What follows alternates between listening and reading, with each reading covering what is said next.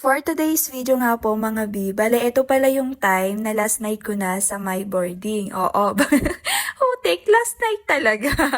Huling gabi. I mean kasi syempre tapos na yung final exam. Tapos ayan pa, kinabukasan nun, uuwi na ako. Oo, tama, kinabukasan, uuwi na ako nun.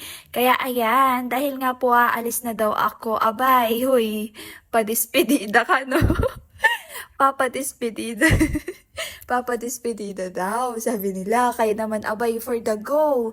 Oo, G na G naman ako dyan since eto na nga po yung huling gabi ko dito. Hoy, huling gabi talaga. Parang di naman nababalik no?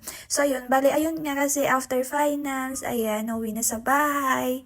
At ayan, padispedida daw. Whole take, parang pupunta lang sa ibang bansa. OA. At eto na nga po yung nabili ko mga B. Hala, wag kayong mag-alala kasi huling gastos ko na to. Padispedida daw, sabi kasi nila no? Tapos ayun, syempre, bago tayo uminom, ay sabi ko nga po, kakain na po muna ako. Wala din naman akong ulam. Tapos inaaya ko nga sila na lumabas sana kami, mag-Jollibee sana, ganyan, or McDo. Kaso ayaw nila.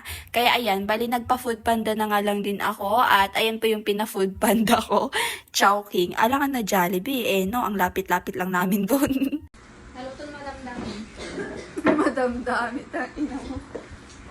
Madamdamin talaga, ay charot. Oo, masyado ko kasing dinidibdib lahat. Uy, kala mo naman kung ano Tapos ayun, bali nagpasaing nga po ako. Pero alam nyo ba, yung sinaing nila ay hindi rin po namin nagalaw. Oo, hindi nagalaw. Pero kinabukasan, ayun, nagalaw. At ayun nga, pagkatapos nga po namin kumain, ayan, syempre, ano pa bang hinihintay nyo? Hala, shot puno na tayo. Pero syempre, charot lang.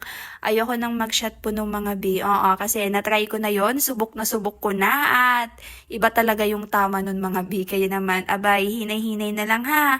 Huwag na tayo magmagaling na, na feeling, ano tawag doon, yung kunwaring matapang, ganyan. Kunwaring malakas uminom, hoy. Tapos ayan, meron tayong kikiam, dahil napabili din ako ng kikiam. Syempre, ang sarap niyan, isaw-saw sa suka, ganyan. Halala nyo ba, gustong-gusto ko talaga yung mga maasim kapag umiinom ako. Hoy, maasim ka ba? Come with me. Charot, hoy, sa pagkain kasi yon. Tinatapon ko na nga din po yung mga nag-expired kong pagkain, pero yung iba'y kinuha nila. Wait lang. Bakit? Uminom ba daw tayo? Or nagpipiknik? Inom. Si ate. Pulutan!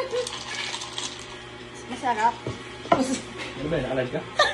Hindi sir, nagbablog na naman. Hindi video ko lang yan. Sarap. Umiinom nga ba kami or nagpipiknik? Hala, sabi nga nila para lang daw kaming like picnic lang, ganyan. Hoy, hindi daw kami nagiinom mga B dahil sa dami ng pulutan. Tapos ayun, nabitin pa nga, kaya ayan, napabili na din ako. At alam nyo ba mga B, yung pinambili ko dyan ay inutang ko na lang din dun sa may ka-roommate ko dun sa boarding. Oo, kasi wala din akong cash nung time na yan. At nabitin nga, at ayan, napabili at tuloy ang inuman. Syempre, huling gabi na natin to, kaya susulitin na natin dahil meron pa tayong mission for today's video mga B. Pero syempre, hindi ko na yun sasabihin sa inyo. Hoy, mission talaga. Mga kaibigan ko lang nakakaalam nun. Hoy, good for the challenge. May mga part na hindi na pwedeng sabihin, hindi na pwedeng ipakita. Sa amin na lang. Challenge accepted.